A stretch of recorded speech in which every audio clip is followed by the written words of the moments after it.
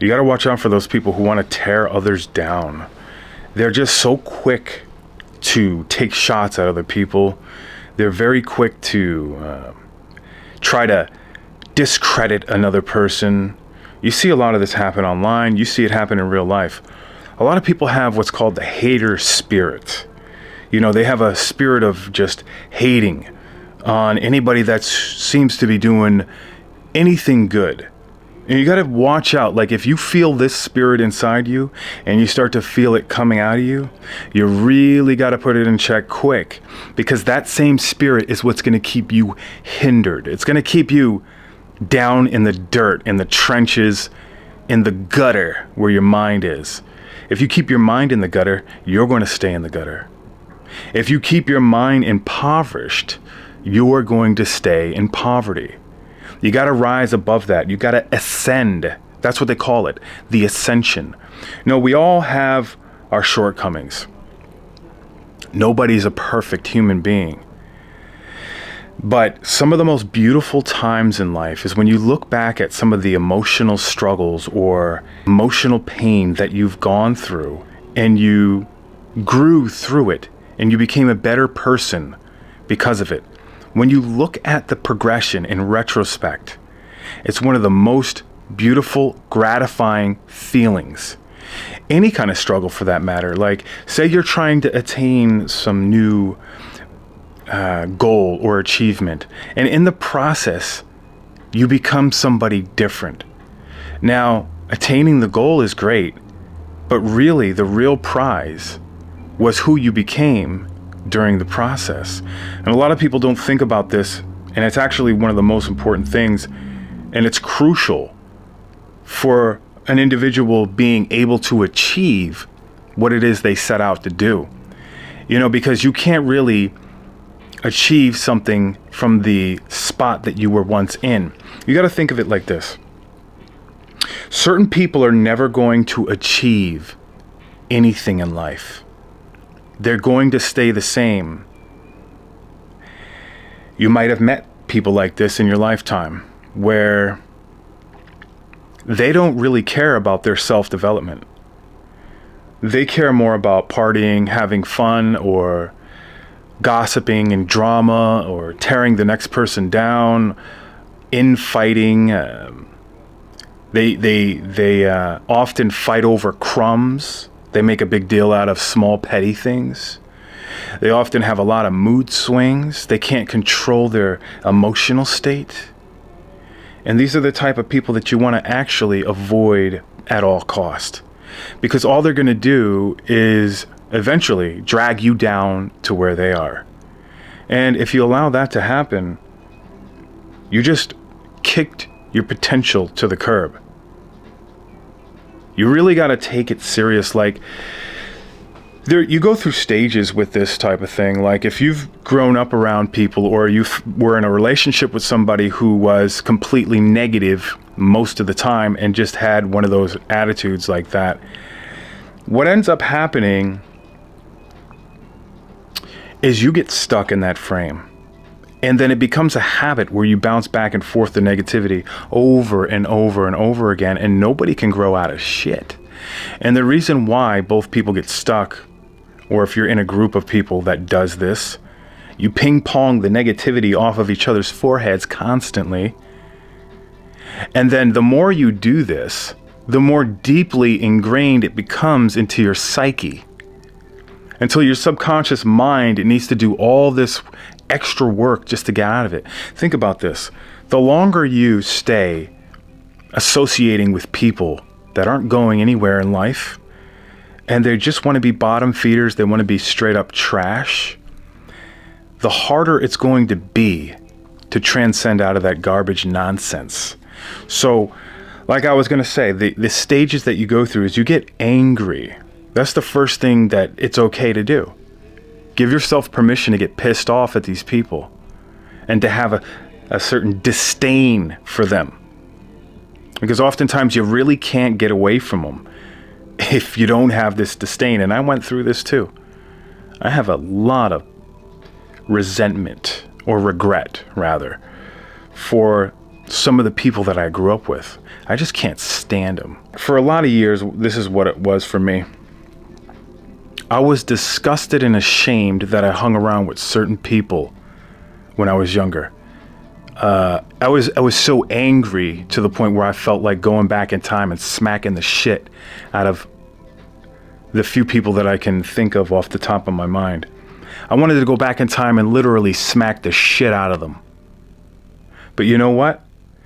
After a while, you have to understand that that's part of your progression. You get to a point where you say, you know what? That's part of my progression, and I actually have to learn how to come to terms with everybody is placed in your life for a certain reason, for a certain lesson that you were there to learn. You wouldn't be the person that you are today if those people weren't there. Every last one of them was a lesson for you to learn. Now, it's whether you learned or not that is the big deal. Because if you didn't learn from it, you fell victim to the consensus and you fell victim to the peer pressure. You know, that's why I like to say to a lot of young people, one time there was this kid, he might have been 10 years younger than I was at the time.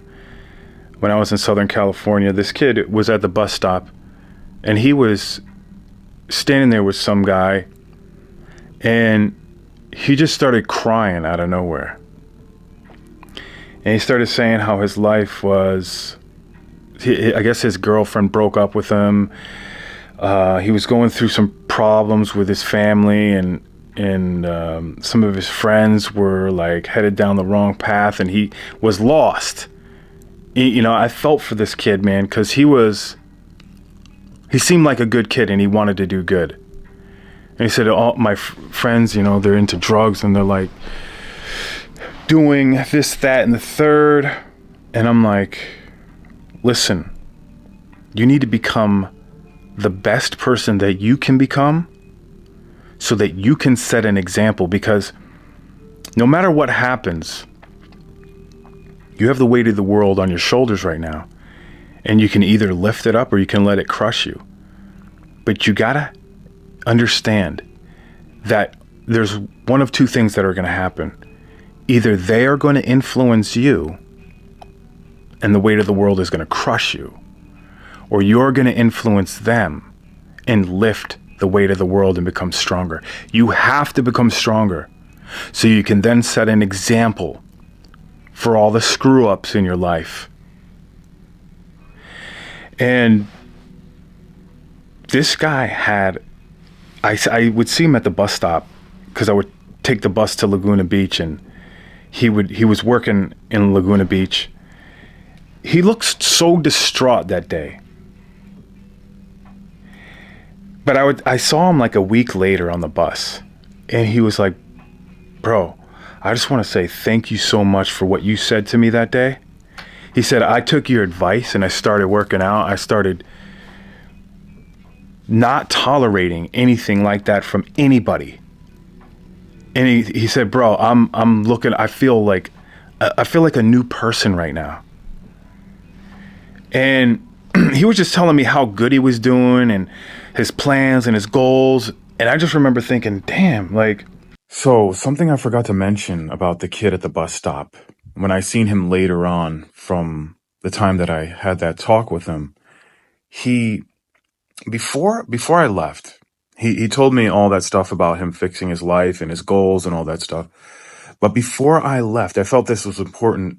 And I left this out of the story because I wasn't sure that I wanted to put it in YouTube or whatever. But he said, be careful of that guy that was there at the bus stop that day, because he was trying to molest me. And right away, I realized the kid was crying for help, but he didn't know how to say it.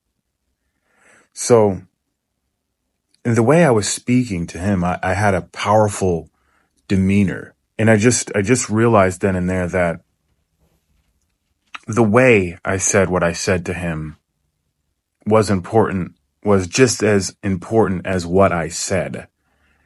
And I'm glad he escaped that situation because I had no clue. I had no clue. I thought that guy was his friend. I didn't even know. So I felt that was important.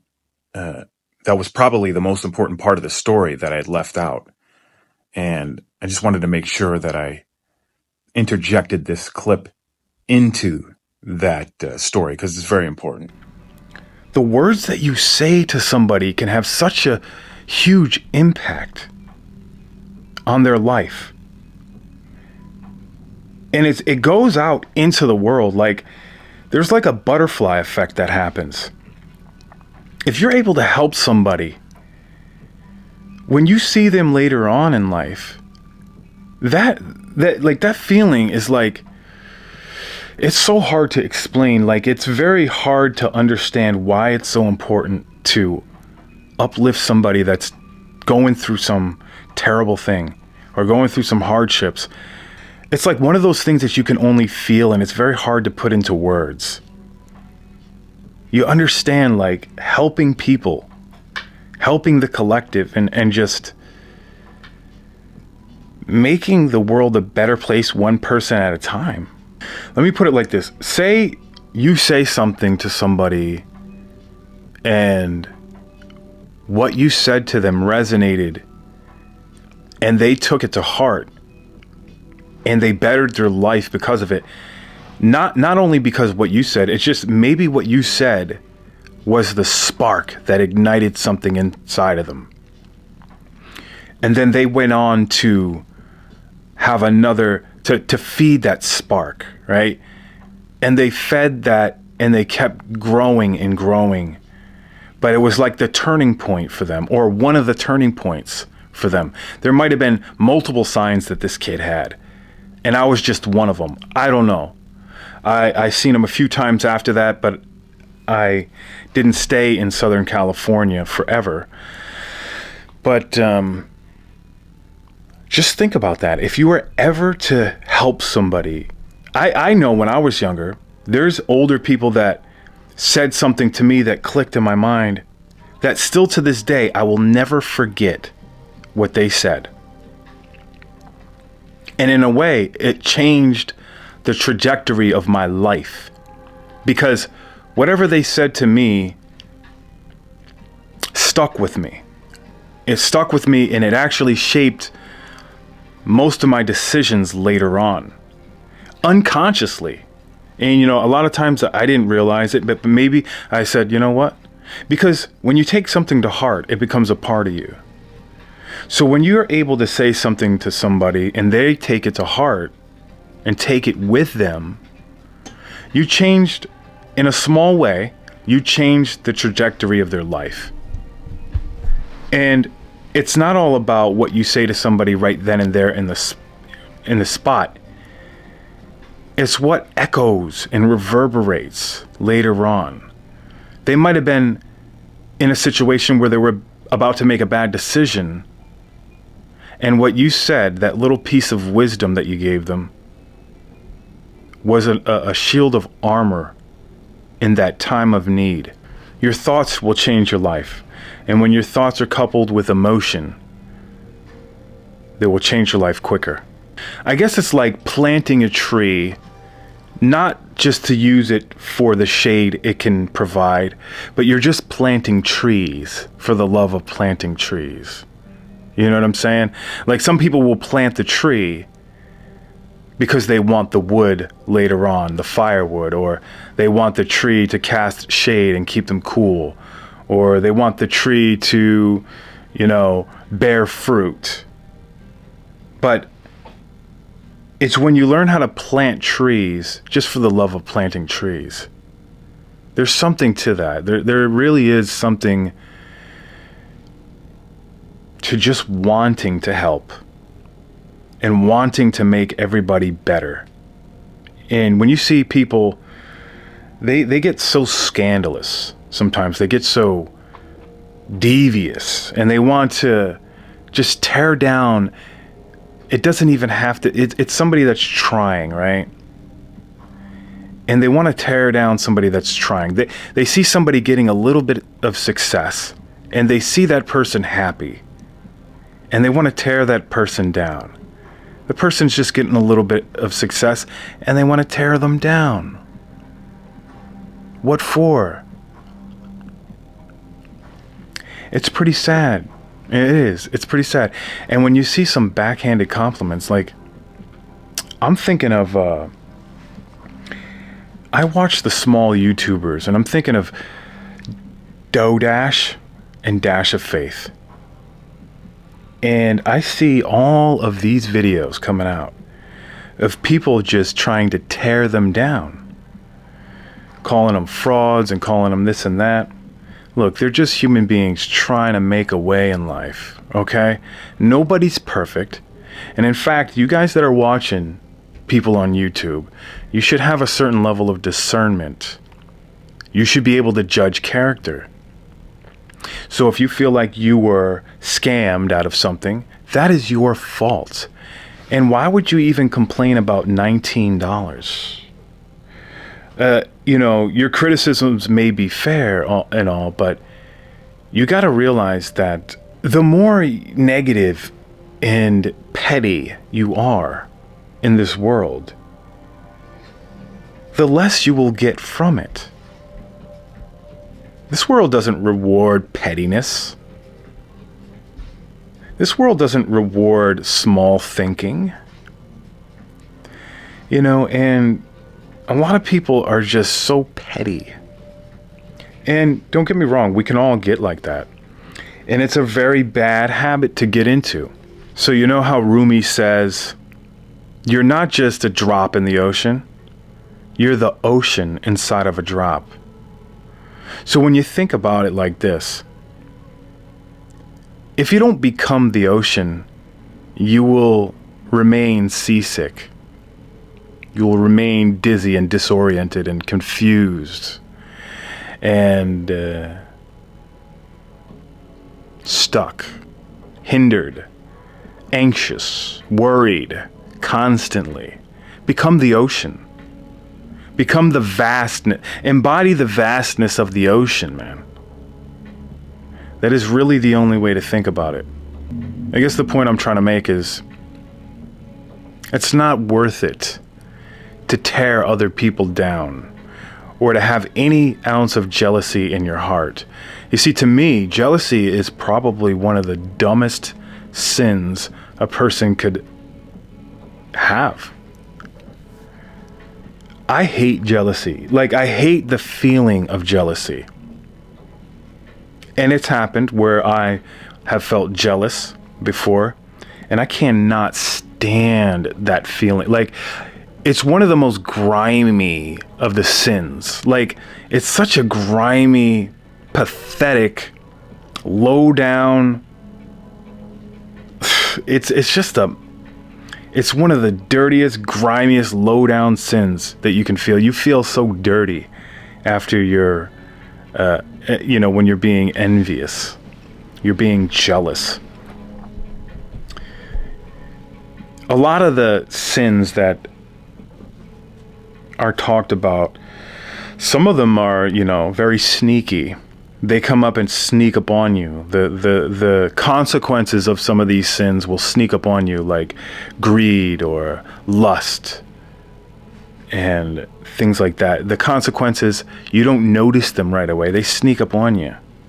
But when it comes to jealousy, you feel that twisting at your core. Like it feels like a knife being twisted inside of your guts. It's like, it's a dirty sin, man. As soon as you feel that feeling, that's a signal to you to cut the shit. Get rid of that feeling by any means necessary, or at least weaken the shit out of it as much as possible. You should not be feeling any form of jealousy whatsoever. You should be happy for everybody that's on the come up. You should be inspired by anybody that's on the come up, whether they're little time or big time, whether they're minor or major. You should be happy for them, because if you're happy for them, you understand that you can do the same thing.